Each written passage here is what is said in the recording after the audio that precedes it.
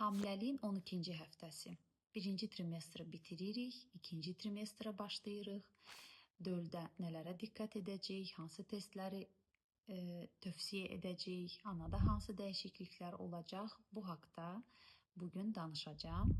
Və videonun sonunda bir superfood olan chia haqqında nələrə diqqət etməliyik chia toxumu istifadəsində bu mövzuya toxunacağım.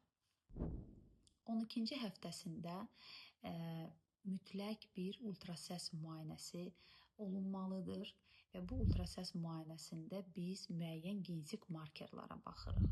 Bunlar ənsə qalınlığıdır, burun sümüyüdür birincili olaraq. Bir də ilkin bir orqan skrininqi edirik. Yəni ilkin Dopplerimiz, deyək ki, detallı ultrasəsimiz gerçəkləşir. Dölün artıq barmaqları formalaşıb, barmaqları saya bilirik.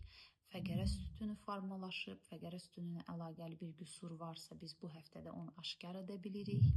Beyin strukturları həftəsinə uyğun inkişaf edir və beynin kobud qüsurlarını biz bu həftədə aşkar edirik. Və bəzi önəmli qan analizlərini veririk.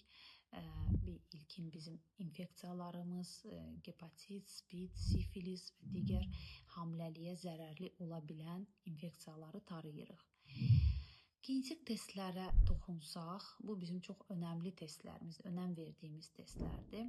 Əgər xəstə pasiyent az riskli qrupa aiddirsə, yəni gəncdir, ailəsində heç bir genetik xəstəlik hekayəsi yoxdursa, biz belə bir pasiyentə ikili tarama tövsiyə edirik. Amma riskli bir hamiləlikdirsə, yaşımız 35-dən yuxarıdırsa, daha öncəki hamilənin özünün öyküsündə, hekayəsində genetik xəstə hamiləlik öyküsü varsa və yaxud da yaxın qohumlarında genetik xəstəlik varsa, o zaman biz NIP testi, hətta bəzi xəstələrə, pasiyentlərə amniosentez önərə bilərik. Amniosentezi 16-18 həftədə icra edirik, amma qərarını artıq 12-ci həftədən veririk. Bu testlərin fərqi nədir? Niyə ki, məsələn, ikili NIP və amniosentez önəririk?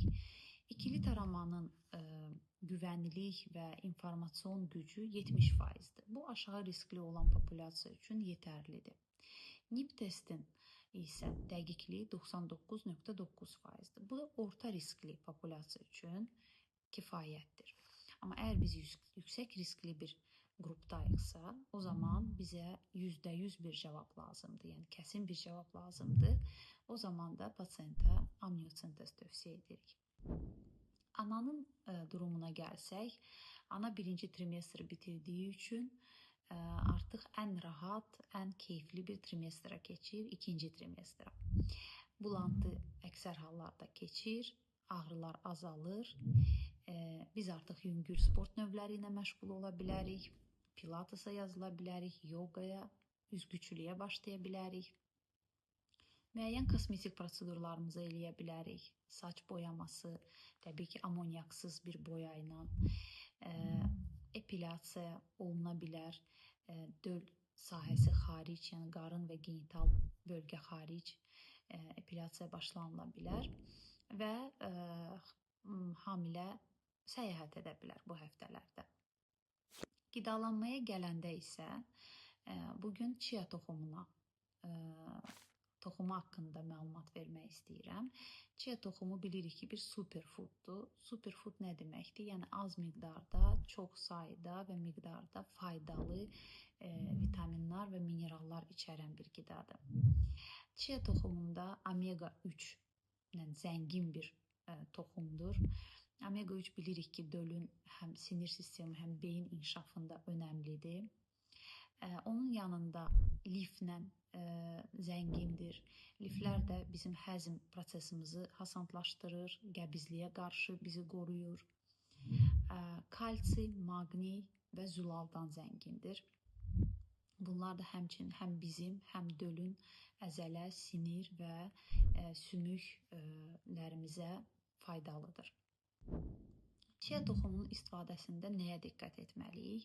Chia toxumu bilirik ki, maye qəbulu ilə şişən bir toxumdur.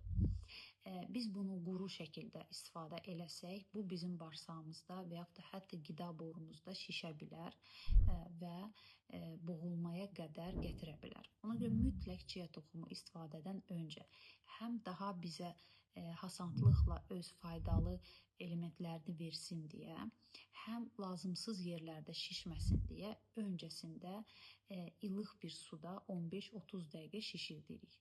Sonrasında isə qatıqlımı yemək istəyərik, kefirləmi, bir tatlıya mı qatmaq istəyərik və yaxud da sıyğa mı, ondan sonra qata bilərik. Üyüdülməsi mütləq deyil və hamiləlikdə yenə də miqdar önəmlidir. Çay qaşığından fazla miqdarda tövsiyəsi məsləhət deyil, istifadəsi məsləhət deyil.